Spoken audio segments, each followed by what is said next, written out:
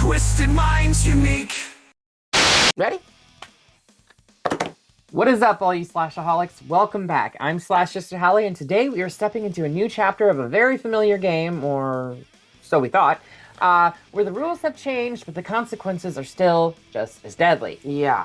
And I'm Slash Sister Chen, and we are reviewing Spiral from the Book of Saw from 2021. A little bit more... Supposed to be released in 2020. Yeah, well, you know. COVID. Lots of things happened in 2020. COVID. Anyways, this one is also directed by Darren Lynn Bousman, and this one stars Chris Rock, Max Minghella, is that I believe, Minghella? Yeah. And Samuel L. Jackson making a nice little cameo in here. He's not in it a whole lot, but when he is... the whole reason why he agreed to do it is because he wanted to have a cool death scene. Hey, I get it. I want to be in a Saw movie just so that I can get, like, mutilated. Yeah, Darren Lynn Lynn Bousman actually has stories of being on set with him where he told Sam to sit one place, and Sam was like, no, I'm not going to do that. But it was Sam testing Darren to see how he was as a director, to see if he was going to stand his ground and put his foot down. So, fair. This one takes the Saw legacy in a new direction. Less jigsaw. Actually, no jigsaw other than a photograph on a board. Yep. That's about it. More copycat killer, 100%. And a whole different kind of investigation unfolding in the city. Yep. It's got traps, that's for sure. Tension and darker procedural twists that as someone a darker procedural twist as someone starts targeting all the corrupt cops in increasingly brutal and awful ways. Mm-hmm. But before we get pulled into another game of die and see, check out our Etsy shop at etsy.com/shop/sisters. You're getting so good at saying that. Yeah. We've got horror-inspired art done by Jen, t-shirts produced and designed by me, patches, stickers, and a whole bunch of other stuff to put on your battle jacket, backpack, or whatever your spooky collection requires. Mm-hmm. And don't forget to slash that subscribe button and stab the like button, ringling that crave bell, do all the things. Maybe leave us a comment down there because we love responding to your comments, even when it's just something like bullshit artist. I'm gonna respond eventually. Anyways, make sure you do all those things so you never miss any of the nonsense craziness that we're doing on our channel. All right. In this city, justice doesn't come easy. And someone is rewriting the rules. Let's swirl our way into Spiral. I see what you did there. Yeah. During a 4th of July parade, off-duty detective Marv Boswick chases a thief down a sewer drain pipe. He is then attacked from behind by a figure wearing a pig mask. But not the pig mask we are accustomed to seeing. No.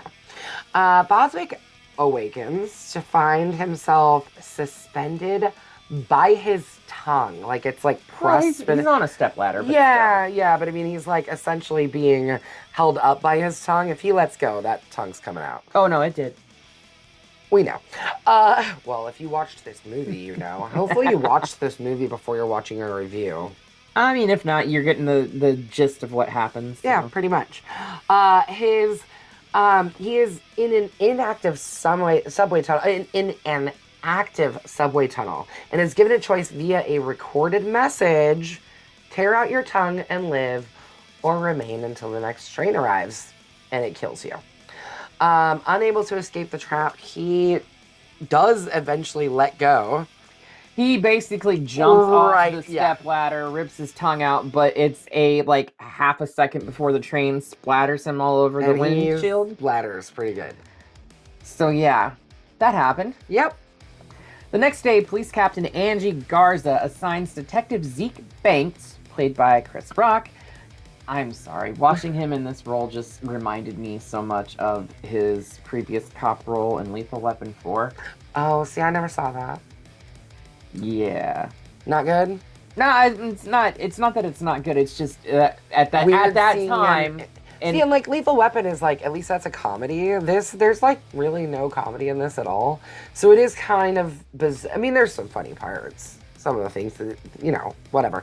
But it is bizarre seeing Chris Rock in a role that is very serious. Mhm. Not, I mean, not serious. I mean, he plays it it's Saw, slightly it's not comedic. serious, I but- mean, let's face it. But did you know that he actually wrote this Oh, I'm not film? surprised. Yeah. and Yeah. executive produced Yeah. this film? I mean, because I he's saw a his name huge, all over Yeah, he's a it. huge Saw fan, and I get it. he actually went to Lionsgate and pitched this. Look, if you've got money, you can do whatever you want. Pretty much. Okay. We've been finding that out a lot more lately.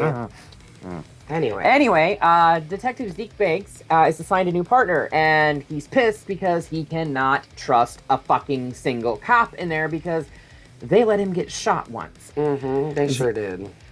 William Shank, I think it is. Yeah. Shank. Zink and Shank investigate Boswick's death, and Zeke recognizes the elaborate trap as the modus operandi, or MO, of the now deceased Jigsaw killer. He didn't kill anyone. Okay. Let's not get into that again. I mean, technically, he's not the one responsible. I mean, he's responsible for their situations, deaths, but he he's didn't not the kill one that them. killed them. Yes, he caused their death. He would still be responsible in court, in a court of law. Anyways, meanwhile, homicide detective Fitch, who several years prior had ignored a backup call from Zeke, like they didn't like Zeke. Zeke's dad is like He was the chief. the chief. Okay. So, like, they didn't like Zeke. He was also a street cop at the time, like a uniformed officer.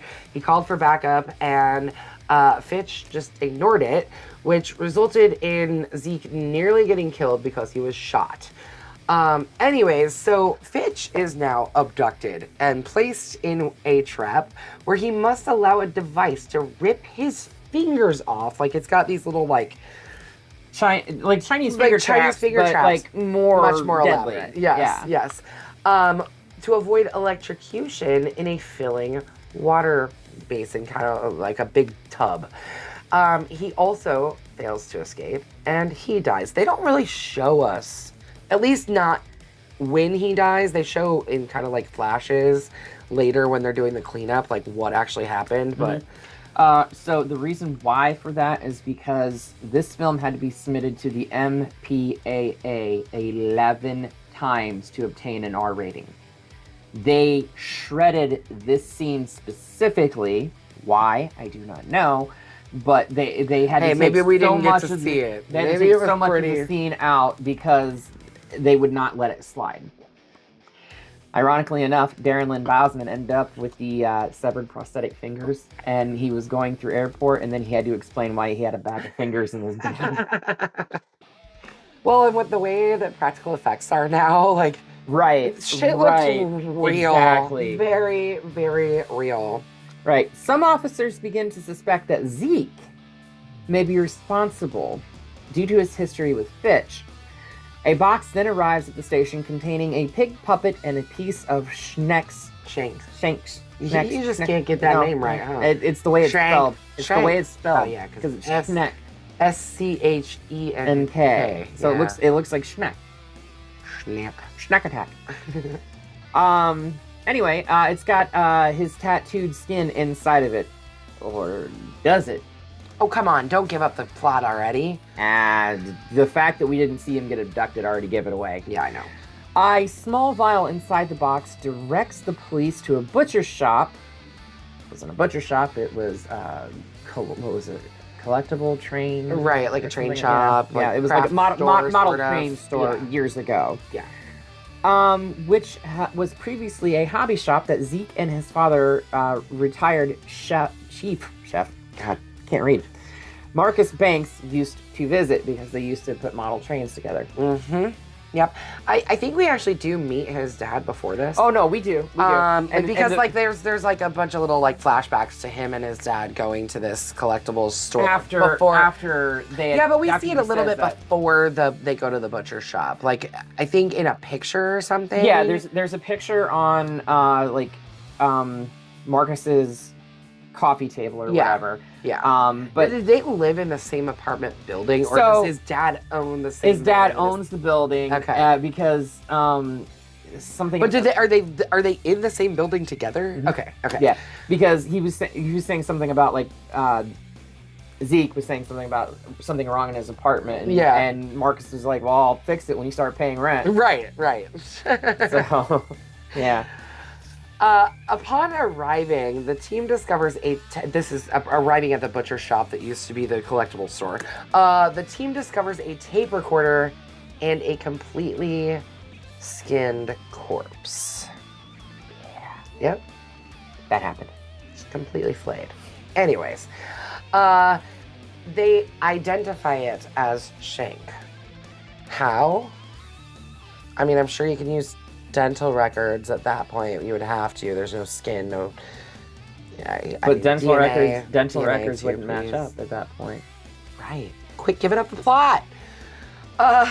Anyways, they decide to track down. Well, Zeke decides he's going to track down the killer himself. Or no, Marcus decides he's going to track down the killer himself, doesn't he? Like Well, Samuel L. Jackson, Chief. There's a reason why that happens. So Well, yeah, because yeah, we'll he get knows there. he's in trouble. Marcus travels to a warehouse where he is then abducted, of course. Shortly afterwards, Garza is also kidnapped and placed in a trap in the precinct's cold case storage. Like, literally in the basement of the police station, okay? That right there should be your first clue as to what's going on. Somebody in the house. The call is coming from inside the house. Oh wait, that's wrong thing. I mean, but really. Anyways, she's forced into this trap where she has to sever her spinal cord on a blade, like she's like laying on it. She has to sever her own spinal cord to stop boiling wax from pouring onto her from a pipe that is literally like just over her face. I'll be honest, I thought it was fucking tar, not wax. Yeah, because it's like a thick and black, yeah, gray color. Yeah, but like she has. Did she have something over her face? She to had start like a with? white shroud thing covering her face. Right. But either way, it wasn't going to save her from boiling hot wax. Well, no, because... and she dies from her injuries. Which, like, ugh, what a way to go. God. Ugh. Zeke realizes that she was kidnapped and, like, calls. And they're like... Well, because calling over the intercom in the police station. One of the tapes or whatever, one of the things said, I will... while you're busy chasing, watch it. I will take your head, and she was the head of the department, chief. Right. So, yeah. captain, not chief. Yeah. But yeah, so Zeke ends up finding her, just moments too late, pulls the shroud away, and literally is peeling like her flesh Her face off. comes off. Right. Well, layers of her face skin. off. Not as bad as the flayed man in the butcher shop, though, because that was very skeletal there. I mean, you could still see that she had a nose and everything. Yeah, but still, either way, the bitch is dead. Yeah. While chasing a lead, Zeke is captured and wakes up in a warehouse, handcuffed to a pipe, with a hacksaw nearby. Where have we seen this before? Stop it! That wasn't even in the script. Okay. No. That was. Mm-hmm. This is what happens when you've been doing this shit for 4 fucking years. And when you're besties, you just like can't get out of each other's brains. Right. It happens. He considers sawing off his own arm, but successfully escapes using a loose... Was it a bobby pin? I thought it was like a nail or something. That was like around on the floor. Right. I seriously thought it was like a nail. It was way too easy for him to get out of that trap. He was meant to get out of that trap. That's the whole point. Yeah. He then discovers his former partner, Peter Dunleavy, who was in prison when Zeke exposed a murder he committed, and he's chained in place. They actually went and talked to him a little bit ago. He's like in recovery. So he served everything happened like 15 years prior. Yeah. He served like 12 years due to Zeke's testimony and everything like that. Yep. He got out and he's trying to move on with his life and trying to help other people in the process. But yeah. So apparently people aren't allowed to change in this Saw movie. People aren't allowed to grow. People aren't allowed to, be different than they were at 15 years ago. I can't imagine, like, this person served time. I mean, like, I get it. they killed your dad. But like this person still served time and is now like actually doing good things for the community, and we're gonna punish him for it. Anyways, I guess he didn't think it was enough of a punishment. To go I to mean, prison. to be fair, I probably would have felt the same way too. I get it. I don't know if I would have changed. No, the I man wouldn't have up gone and- that far, but I would have wished it. Yeah. So what he does, what the killer does, and don't worry, we're getting there. We've alluded to it a few times. We're getting there, I promise. What the killer does is he has Dunleavy chained with his hands up on like a post Platform in the or middle of a something, yeah. room, and there is a glass crushing machine. That is shooting that glass out way too fucking fast. Yeah, sorry, but whole scene that's is not very how improbable. That's not how that works. Nope. Physics say otherwise. Yeah. It's been modified to hurl the shrapnel at Dunleavy. A tape recorder, again, explains that Zeke can choose to either free him or leave him to die. And although Zeke eventually does attempt, he attempts at first, like, oh shit, and then he's like, fuck, I'm not going out there, He does try to, but he can't get the key to save him in time. Mm-hmm. Which, Dunleavy didn't deserve to die. I don't know, maybe he did. Maybe they all deserved to die. I mean, to be fair, they were all fucking crooked and corrupt, so they deserved to be punished in a way that was more so than just like prison term. I think a lot of them should have been in prison for life, as opposed to being able to get released or whatever. Agree. But yeah, I think a lot of times police, when they do end up going to prison, get a very light sentence. That's because they don't want them in there for too long for fear of their own life. I get that, but you did what you did, man. Moving to another room, Zeke then finds Shank. Look, I got it right that time. Fuck you. Fuck me, what did I do? Jeez. I wasn't a fuck you towards you, goddammit. Love you. Yeah. Who is revealed to have faked his own death. No fucking shit, because he was the only one that was not shown fucking kidnapped. Imagine that. Stop it. Get the fuck out of my head. Can't. By using the skin corpse of the thief who lured Boswicks, or Boz, they just call him Boz. Into the tunnels, and has been the copycat killer all along. You don't say. What's your motive there, son? He explains that his last name was Emerson, the son of Charlie Emerson, who was the man that Dunleavy killed because he had agreed to testify against a dirty cop.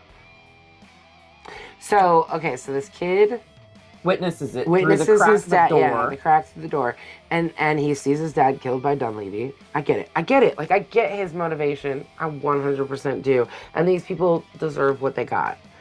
But what? He spent the last 15 years plotting this shit? I mean, good on That's him. dedication. That is dedication. That's probably better than I would do. I'd probably give up after a couple of years. I'd be like, well... Yeah, pretty much. I guess I'm no Arya walking around with a list of names, saying them over and over again, like in Game of Thrones. I'm clearly no Detective Shank obsessing about something for 15 why years. that But is? I've also not had my father murdered in front of my eyes. So You know why that is, though? We're not sociopaths. there you go. While we enjoy watching horror, we're not sociopaths. Because strangely enough, there is not a correlation there. No. Anyways, he then reveals that Marcus, aka Zeke's dad, during his time as chief, deliberately protected the corrupt officers to clean the streets of crime. Wasn't it more efficiently under it was like Category 8 or Article something? 8. Article 8, Yeah, that's what it was. Yeah, so Article 8 was this program that they had in the city to clean up the streets. Yeah. Using corrupt officers. I mean, it kind of sounds like what happened I was going to say, in New York. Or Minneapolis. There you go. Sorry, this is hitting a little too close to home right now. Believing that Zeke can be an ally, Shank presents him with a final test, revealing Marcus suspended above the floor and slowly being drained of his blood. Yeah. Shank calls 911, fires off 4 shots from a 6-shot revolver, and claims that he is a civilian being pursued by a shooter, resulting in the dispatch of a SWAT feel team. like that number is somewhat important. Anyways, he hands Zeke a revolver with 1 cartridge. And offers him the choice to either shoot a target that will save his dad, but allow Shank to escape, or to kill Shank and let his father bleed out in the process. Zeke shoots the target to save his father, causing the restraints to loosen and lowering him to the ground. Not lowering him, it fucking drops his ass. Yeah. And then begins to try and fight Shank. Honestly, if he would have just stuck with Shank, I understand your dad's probably gonna die considering what's getting ready to happen. Yeah. But if he would have stuck with him, he would have been able to bring his ass to justice. Anyway, the SWAT team arrives and inadvertently triggers a tripwire when they are cutting through the fucking door to get inside, causing Marcus's restraints to yank him upward again. The movement also reveals what looks like a gun because the lights were cut off, so it was in the shadow, so we have no idea if it actually was a gun or not, leading the SWAT team to mistake him for a shooter, and they literally fucking unload everything on him. Shotgun blast, fucking M16 blast, like just everything. Zeke screams in despair as Shank closes that door and rides up the elevator. Well, the door kind of closed on its own. Yeah. We were trying for that one. Which, I'm sorry, because there was SWAT all over that fucking building. There was no way that motherfucker was getting out of there. No fucking way. And the fact that we don't know what happened to him annoys the shit out of me. Well, I mean, they had to leave it open because if this did well, they were going to try and build on the franchise, and it didn't do so well. Well, there was talks about bringing him back in some capacity for something else, but it never materialized. And now it probably won't materialize because the property is now with Blumhouse, and James Wan is back in the driver's seat of the franchise, so hopefully we'll see something cool in the next couple years. After this is really fucking great, so I'm hoping for another good one after it. So, thoughts? So it was kind of hard for me to take Chris Rock seriously as a, like, grizzled, hardened detective. Yeah. Especially after watching him play a detective in Lethal Weapon 4. Because that was kind of played for laughs. His character was literally like the comic relief of that fucking film. Yeah. But I don't know, in my head canon, I feel like it's the same character. Almost, I get that. So it's hard to take him serious. But I love Sam Jackson in this. I mean, Sam Jackson is sure Sam Jackson it up. Right. like his very first line. Very him. His very first line on the day of filming was "motherfucker." Yeah. And if you know anything about Samuel L. Jackson, like that's his catchphrase is "motherfucker." Yep. I kind of liked this, but the ending of this just pissed me off so much to where it's a bloody machete down. All right, fair, because it's a bloody machete down for me too. My thoughts on this, like, I mean, the one before this was not good either. That got a bloody machete down for me. This one is like this much better than the last one. Like this much. I said this before we started recording. I appreciate that there is a little bit more of a clean timeline. We still get flashbacks, but we know that they're flashbacks. And before in the Saw franchise, they were always trying to do this flashback thing where you don't know that it's a flashback, and then there's like this big reveal at the end, and you're like, oh, or at least they were trying to get the oh, but it never got the oh for me. Anyways, it did for me most of the time. I mean, a couple of times. There's a couple of good reveals. Yeah, so but especially the last one, it was like, really? That's the reveal? Oh, okay. Yeah, so I mean, I appreciate that there is just like a clean storyline. I actually, in the previous movies, the cop storyline tends to be my favorite part. Tends to. Like the traps are always really cool, but I like that there wasn't like a trap storyline and a cop storyline, and you're trying to figure out like what's going on with this and what's going on over here. And I like that it was a little bit easier, a little bit more linear. Yeah, and like don't get me wrong, I love having a fun twist and things like that. And this tried, but it's tried. But here's the thing: with the vast majority of horror films, if you do not see someone get abducted or being tortured or something like that, nine times out of 10 they're fake. Off-screen death, that didn't happen. And I don't care if it's like canon that it did happen or they like prove that it happened later. I'm like, no, doesn't count. Yeah, doesn't count. If I didn't get to see it, it doesn't count. Yeah. Anyways, so yeah, it's a bloody cutting down for me too. Get this the fuck out of here. God. At least we know the next one's good, and then we'll be done with the franchise for a while. Oh, you're talking about the next Spiral movie. Okay, I thought you were talking about the next movie we're doing is good. Because it's, I don't know if good's necessary. It's a fun ride. Yeah. It's a fun ride. It's wild. And it deviates drastically from the source material. Of course it does. But I mean, let's tell them what we're doing before I keep trying to talk about it, and before I want to like dive into this movie, not in the correct video. It's like we're doing this next week. I can't start talking too much about it right now. Anyways, come back next week because we're gonna do the monkey, you guys. It's gonna be wild. It's gonna be crazy. There's gonna be a lot of blood and gore, and body parts flying everywhere, and heads getting blown off, and God knows what else, but it's going to be fun. So make sure you watch this week, come back next week, so that you can enjoy our review and our fun time that we had with the monkey. And we may have a special guest on, too. Maybe. I think we should bring a special guest. Special guests are always fun. Yeah. Anyways, make sure you slash that subscribe button. Stab that like button. And ring the grave bell so you don't get buried alive. You stay up to date on all the crazy shit we're doing right here on the channel.